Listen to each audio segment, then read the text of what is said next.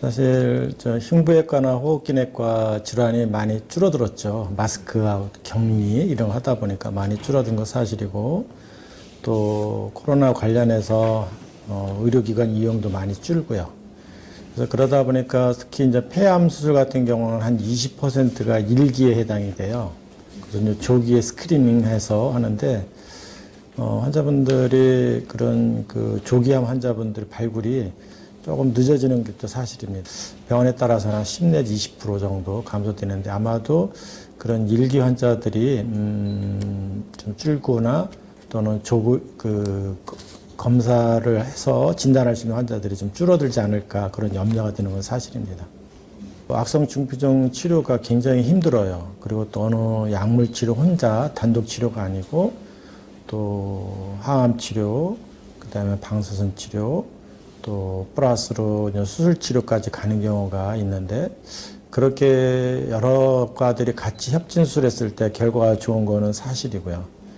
근데 이제 우리나라는 사실 이런 중피증 클리닉이 없어서 3년 전부터 저희 이제 그 암센터에서 이쪽으로 특히 또 우리 병원이 직업병과들이 그 관련도 있고 그래서 이제 그쪽으로 그런 팀을 꾸렸고요. 1년에 수술을 한 20건 내외 하고요. 그리고 또 수술하지 않고 항암 치료까지 다 하는 환자들, 또 단약하는 환자분들, 또 의견 구하는 환자분들 따지면 한 1년에 한 4, 50명 정도 됩니다. 사실 수술도 흉부외과 의사가 제일 하기 힘든 수술 중에 하나입니다. 그리고 또 방사선 치료도 다른 환자분보다 적어도 한 10배, 5 내지 10배 이상의 시간이 걸리고, 또 항암 치료 측면에서도 항암제가 많지 않습니다. 또 희귀암이다 보니까 다른 병원에서 그런 경험들이 부족하고, 그러다 보니까 그런 정보를 받을 수 있는 그런 경우도 좀 적고, 그래서 저희들이 이제 그런 팀을 꾸렸고, 실제 운영하다 보니까 사실 어려운 점도 많이 있습니다. 사실 수술실 이용하는 거를 따진다면은 그 시간이면은 다른 폐암 환자 2분, 3분 정도 수술하거든요.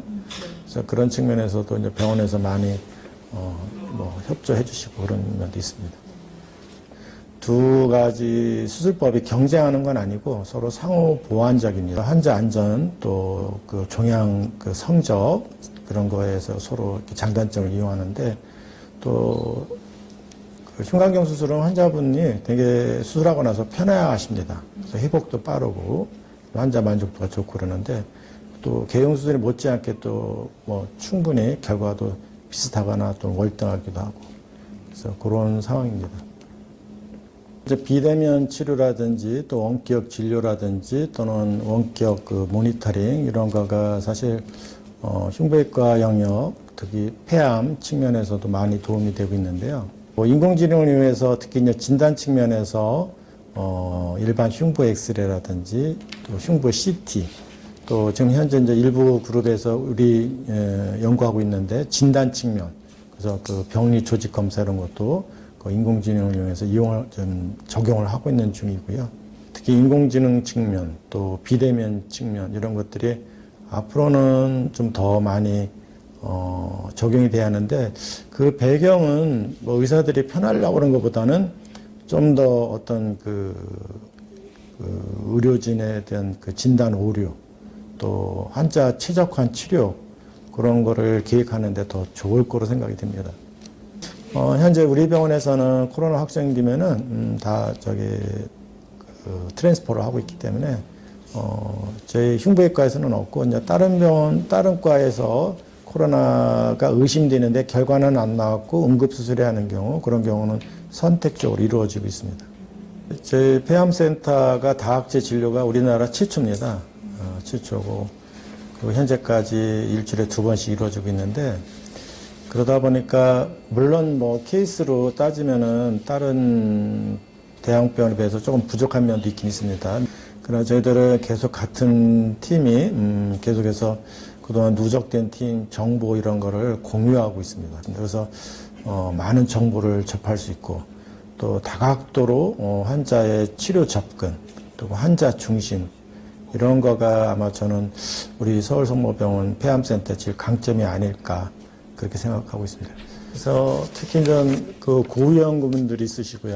그분들 있고 또 가족력 있으신 분들, 그런 분들은 일단 검사하는 게 제일 중요합니다.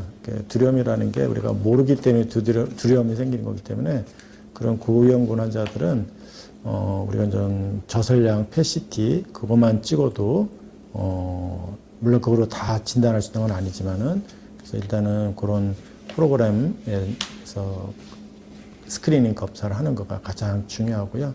또 폐암과 관련된 증상들이 있습니다. 뭐 2주 이상 기침, 또 약간의 뭐 객혈이 나온다든지, 또 그전에 없던 뭐 흉통이 있다든지 그런 경우에는 그런 고위험군들 그런 분들은 꼭 오셔서 상담하는 게 중요합니다.